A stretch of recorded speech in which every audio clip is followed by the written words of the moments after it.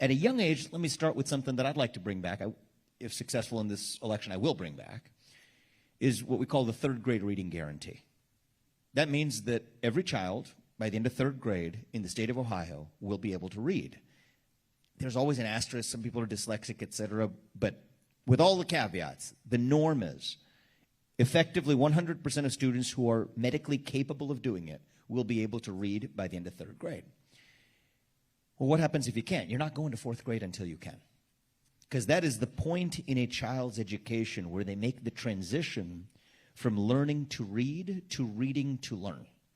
And if they never make that transition, their chance of achieving success in life falls like a rock off a cliff.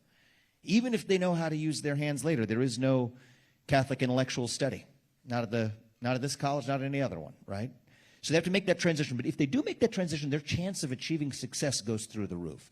So to me, those standards start young. Ideally, numeracy by 8th grade, defined by Algebra 1 competence. Civic competence by the time you graduate from high school. Every high school senior who graduates from an Ohio public high school ought to know everything that we talked about tonight, at the very minimum, to be able to pass the same civics test that every legal immigrant has to pass before the immigrant becomes a voting citizen. It's a bare minimum that we can expect of our own high school graduates.